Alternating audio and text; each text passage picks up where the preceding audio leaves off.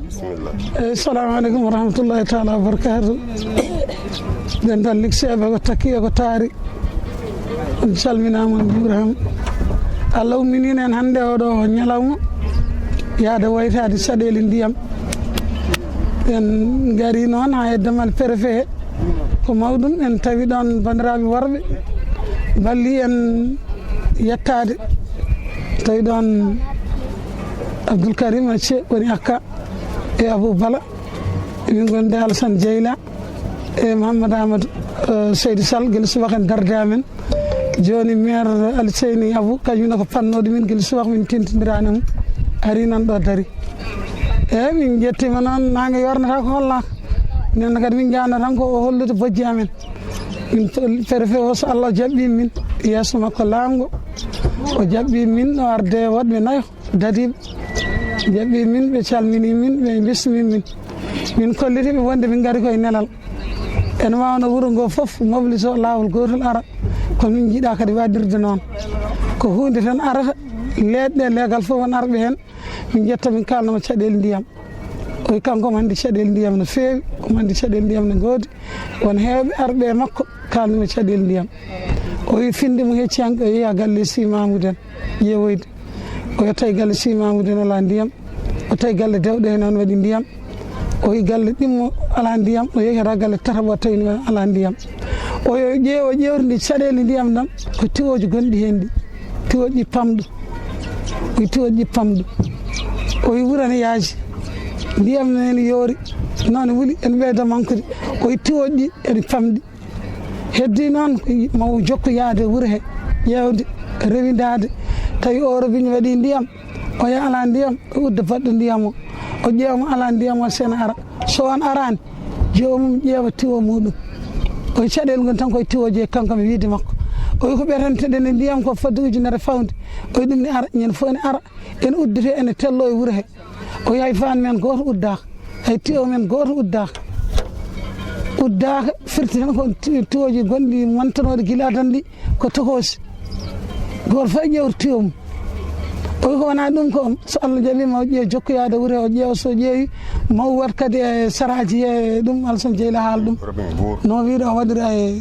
ɗum ɗo jokka assalamu aleykum warahmatullah taala barkatu bandiraɓe likseɓe naaɓe min gari ɗo hannde e gargol dede Ramata Thiere Ndiaye pour wollitade ndiyam min tawi ɗo sukaɓe ɓe akane min tawi ɗum ɗon acce mawnum Alseyni Abou e min Alassane oɗo Mamma Amadou Sall e rewɓe ɓe fof gari ɗo nder Ramata Thiere Ndiaye arde ɓe nogas e tato neɗɗo windama to walla nogas e nayyi ɗiɗo joni gabbitima toon jafannaɓe gari jajaɓe daabiye e Sinkimale ɓurɓe saɗede ndiyam ɓe leegal banggue worgo ngal préfet no wiiri no jaɓɓimi yimɓe no feewi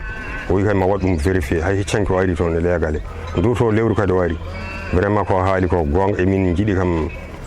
o daro hen no feewi o wi kay ma waɗen yimɓe robiŋaji ɗiɗi public diwan Sinkimale to hedde leegal amen to banggue worgo e rewo godoro sara brigade Mamma Moussa en ɗon kadi less ɗo hedde école ɗo waɗe robiŋgol jajaɓe kadi waɗe noon e daabiya to mankata ndiyam fof emin belti hen haala préfet han sey tiwoji ɓayɗen pamɗi waɗe vérifié fewnte waɗe tiwoji mawɗi minen min jogui tiwo mawɗo sowona tan 80 métres faade gallami ɗum kanko tiwo tokos ɗum nannirmi ndiyam kono public faade ɗon caggal bedda Sy Mamoudou ɗo faade galle Alseyni Hammare fof ko tiwo mawɗo on ko 2017 waɗa mi haalinima hoore tiwo nan gasete galle Sy Mamoudou ɗo mi haalini préfet min balɗe ɗiɗi mi heɓani ñande woni 9 jours e hanki heccan kadi min keɓani madame Johnson yeehi laabi tati mami jooɗo mi yaltata ha wara mbaɗa rotamo paan ndem fuɗɗo yaltude ɗum tardinimi Ramata Thiere Ndiaye jaali kam on jarama Alassane Idrissa likseɓe gorgol merci bandiraɓe likseɓe on calminama on juurama manama manta walla ko minen fof jaaduno toon kadi koɓe mbi ko tan ko noon kanko préfet o yalti o jaabima min e wuulago min gaddi toon ngo eyyi min kaali noon o haali noon o wi mo heɓani foof ne wawi taw ko tiwoji amen ɗi kadi tiwo gonɗo ɗon no alay saago branché waɗe ɗum ɗo mbimi min kam ko ɓuurmi sikkude ko tan ko tiwo amen mawɗo o kam hundi ko ala ndiyam min mi yi kala senginoɓe tiwo amen ɓe nde cansi nde batti ko dañde ndiyam no beelira joni tiwo mawɗo kam tugguɗo tan galle tan bedda ƴettuɗo galle deɗɗa eno abuyel eno ha naate galleji amen tan ha fay galle simamu muttade tiwo o woni tan ko ala ndiyam joni saɗa branche tiwo kam aɗa sooda tiwo ko foti no kalisma aɗa branche tiwo aɗa fani galle ma moƴƴi ko tiwo mawɗo o kam gonɗo yummo ya tan waɗi ndiyam so tawi o ala ndiyam sa waɗi ɗum ne haydara firtani eyo joni noon foof noon yo faami ma o ƴeew hen ko wawi ɗum ɗo heddi ko yimɓe mbawi tan ko haalde ko heddi hen enenne ƴeewanen hen koye meɗen so wonti koye men tan kamen mbaɗat jawdi meɗen mbaɗen so tawi noon wonti kadi amgo ɗum tan mbawɗen salamu aleykum warahmatullah assalamu aleykum wa rahmatullah bisimillahi rahmani rahim sallllahu ala nabil karim ñalawma hannde o ko 19 mars 2024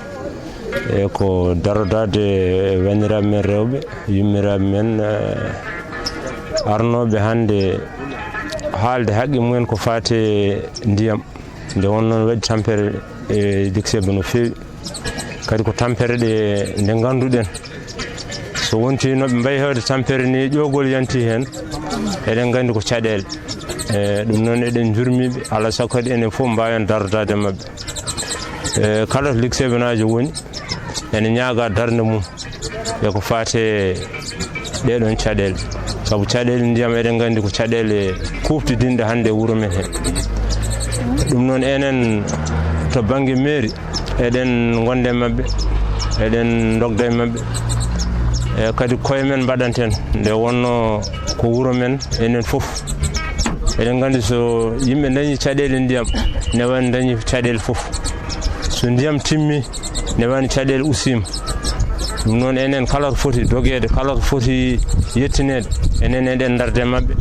wawde yettinde ɗum to foti yettineede ɗo ma en kaalde maire Abou Koli Cimbo walla o tinni ɗum ni kono ma en ɓeydu tinnude ɗum to dow kamɓene ɓe mbawa yettinde ɗum to foti yettade ɗo mbete Lixeɓe